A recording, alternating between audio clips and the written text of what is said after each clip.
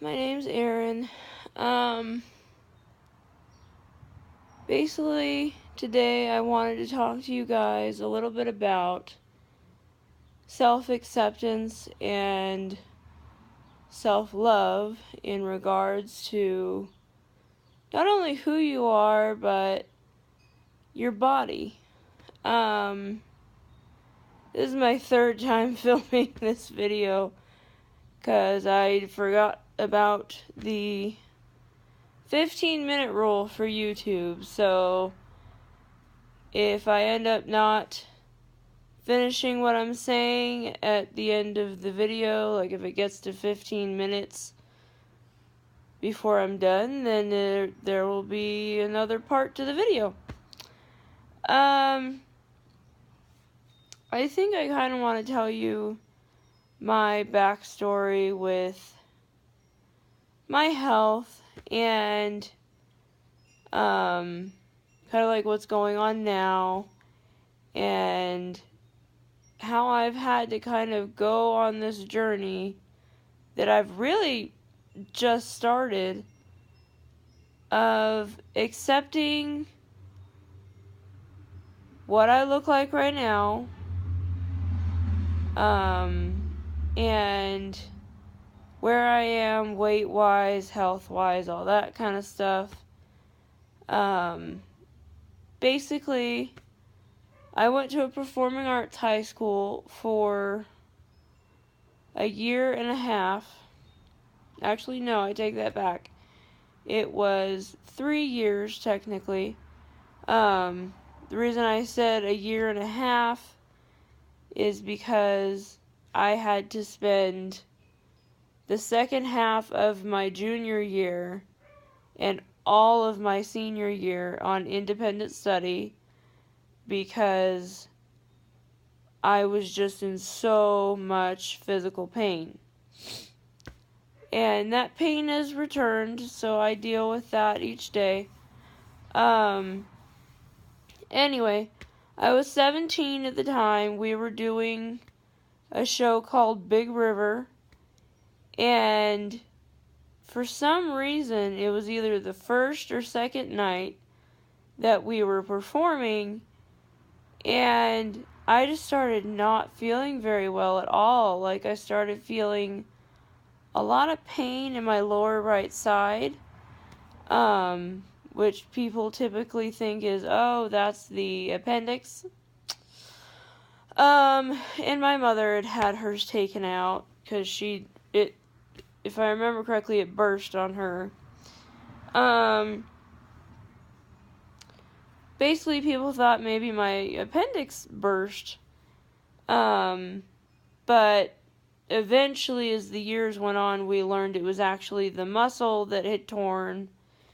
And we slowly but surely found treatments to get the pain to go down a little bit and to effectively make things a little bit better.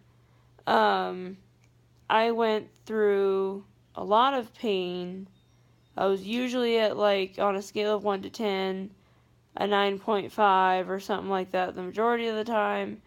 I was on prescription medications for pain. Gotta not touch that because there's coconut oil on it. I'll explain that one later. Basically, I was on a lot of different medication for different things, and it got to be really difficult. You know, I was not who I needed to be at the time, and I wasn't doing well. And I gained weight because of that. But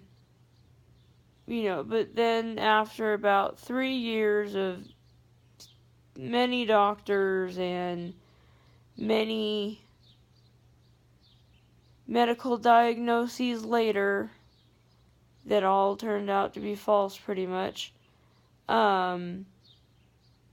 I had another doctor who decided to test my thyroid, which, for those of you who don't know, what it is, what it looks like, what it does. It rests, let me move my camera a little bit here. It rests right about here in your throat, right where that dent is, but your collarbones start to go. It's right there, and it's a butterfly-shaped organ, and it produces various hormones. And if you're a woman, it can really affect your reproductive system. It definitely affects your weight. I mean, when we say we can look at a cake and gain 5-10 pounds, we're not kidding. Like, you can look at something and you'll find out later you gained weight. I mean, it just, obviously you're gaining weight from something else, but it sure feels like that one glance just screwed you over. But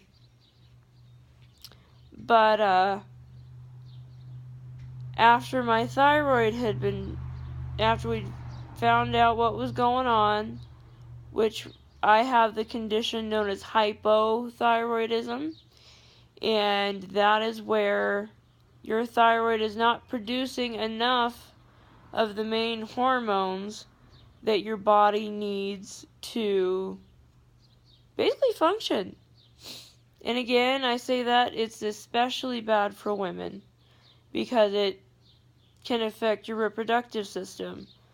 The only reason we even thought about testing the thyroid is because I didn't have a period for 7 months straight.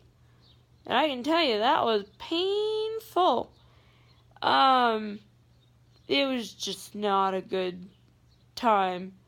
So anyway, once we got the thyroid treated, I started having periods again.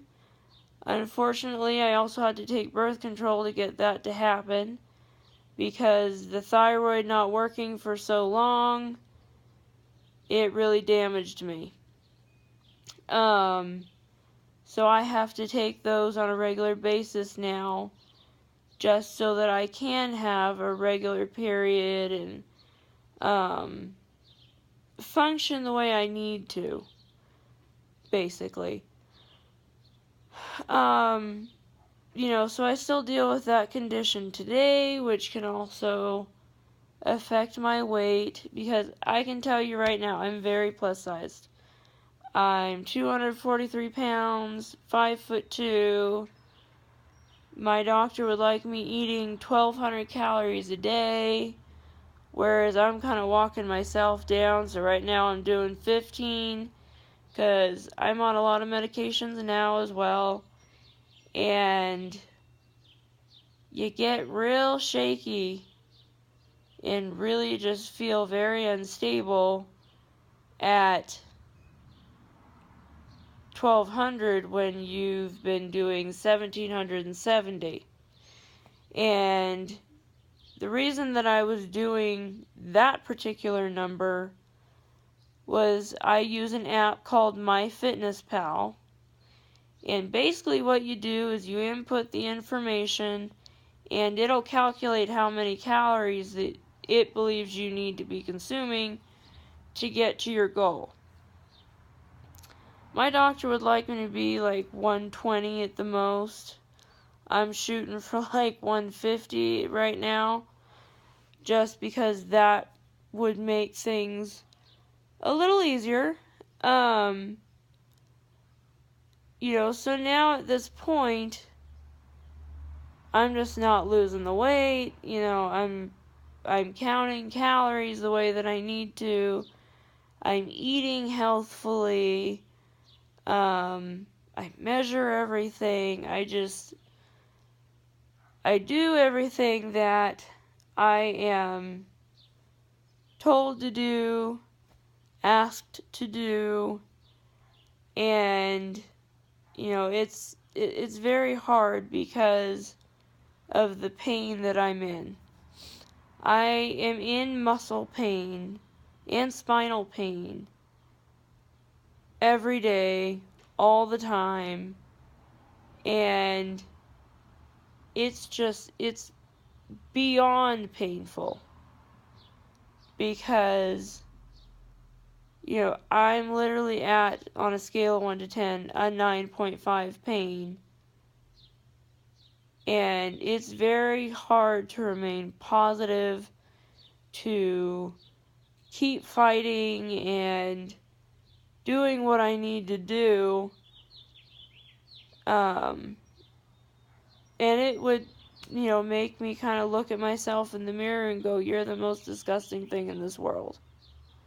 I mean, honestly, I am my own worst enemy in that regard. I talk down to myself all the time because for years that's how I felt about myself. I felt like I wasn't worth anything, and I wasn't worth the doctor's time, or I wasn't worth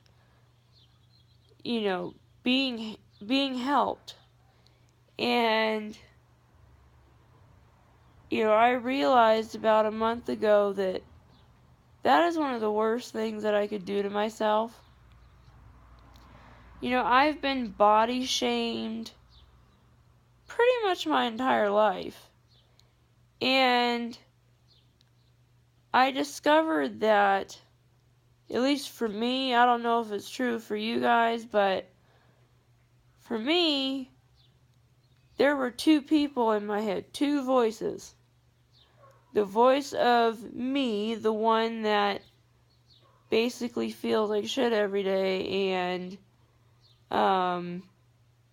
just has no way of feeling real love and feeling like she's worthy of being loved. And then there's this other side that tells me over and over again how worthless I am, how, I just don't deserve anything. I don't deserve to feel beautiful in the skin I'm in. I don't deserve to be loved by anyone, in the romantic sense. And, it's just, it says other things, but I don't really want to get into that for you guys. It's a nightmare every day. And when I was able to discover that part of the reason I felt so bad was me doing that to myself. I mean, it became such a horrible thing. I mean, to tell you kind of where my life went, I mean, it's not okay. Like, I didn't really eat when I went to school. I tried starving myself. I tried throwing things up, after I ate. I tried very dangerous methods to try to drop the weight, and it never happened. Well, actually, it happened the first time in junior high, and, it just, the tormenting and the taunting, it was just horrible. I remember every word. I remember just everything, and I never got an apology for it, ever.